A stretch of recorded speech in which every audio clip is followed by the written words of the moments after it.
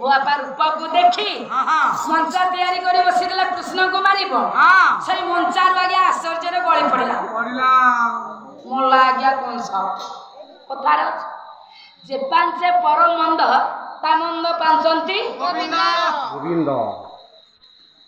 ତେଣୁ ଯିଏ ଅନ୍ୟର ଅନିଷ୍ଟ ଚିନ୍ତା କରିବ ତାର ହିଁ ଅନିଷ୍ଟ ହବ ଅନିଷ୍ଟ କରୁଥିବା ବ୍ୟକ୍ତିର ଅନିଷ୍ଟ ହବନି।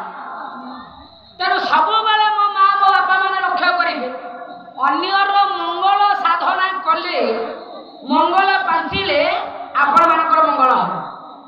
ଆଉ ଯଦି ଆପଣ ମାନେ ଅନ୍ୟର ଅମଙ୍ଗଳ ଚିନ୍ତା କରିବେ ତାହେଲେ ନିଜର ହିଁ ଅମଙ୍ଗଳ ହବ। ନିଶ୍ଚିତ କଥା।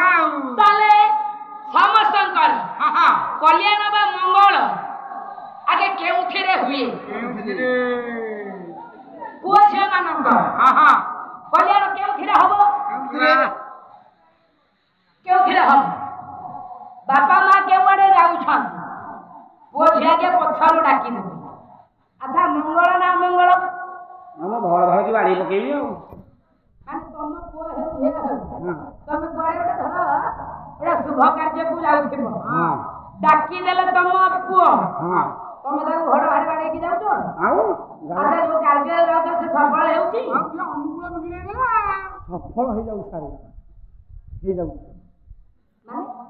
ଡାକି ପୁଅ ଝିଅ ଡାକିଲେ ଯାଉଛି ସତ କାମକୁ ସଫଳ ହେଇଯାଉଛି। ସଫଳ କଣ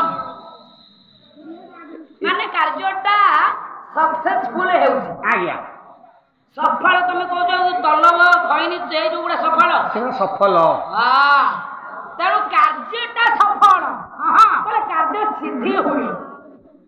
ତାହେଲେ ପୁଅ ଝିଅ ଯେତେବେଳେ ଆଜ୍ଞା ଦୂର ବିଦେଶ ଯାଉଥିବେ ଧର ଆଜ୍ଞା ପୁଅ ଝିଅ ପଛରୁ ଡାକିବେ ହେଲା ଆପଣ ରାଗିବେନି ମୋ ମା କେବେ ମୋ ବାପା କେବେ ରାଗିବେ ନା କାହିଁକି ଏବଂ ପୁଅ ଝିଅ ମାନେ ଧର କୁଆଡେ ଯାଉଥିବେ ବାପା ମା ପଛରୁ ଡାକିଦେଲେ ଆଜିକାଲି ପୁଅ ଝିଅ ମାନେ ବାପା ମା କୁ ଡାକୁନାହାନ୍ତି କହିଲେ ଅନୁକୂଳ ବିଗିଡେଇ ଦେଲା ମୁଁ ଗୋଟେ ବାହାରିକି ଯାଇଥିଲି ତୁ ପଛରୁ ବାରମ୍ବାର କାହିଁ ଡାକୁଛୁ ଦେଖିଆ କହିଲୁ ମୁଁ ବଧେଇ ଦେଇଥାନ୍ତି ମାନେ ମା ଆଉ ପଛରୁ ଡାକୁଛୁ ମତେ କାହିଁକି ଆଜିକାଲି ଯୁବକ ଭାଇ ମାନେ ଆଜିକାଲି କଥା କୁଆଡେ ଗୋଟାଏ ଆଜ୍ଞା ନିମନ୍ତ୍ରଣ ହୋଇଥିବ ସାଙ୍ଗ ନିମନ୍ତ୍ରଣ କରିଥିବ ଫୋନରେ କୋଉ ଝିଅକୁ କଥା ଦେଇଥିବେ ଫିଲ୍ମ ଦେଖିବାକୁ ଯିବା ପାଇଁ ପଡିବ ପାର୍କ ଯିବା ପାଇଁ ପଡିବ ତେଣୁ ପଛରୁ ଯଦି ବାପା ମା ଡାକି ଦଉଛନ୍ତି ରାଗୁଛନ୍ତି କିନ୍ତୁ ରାଗିବା ଅନୁଚିତ ବିଶ୍ୱାସ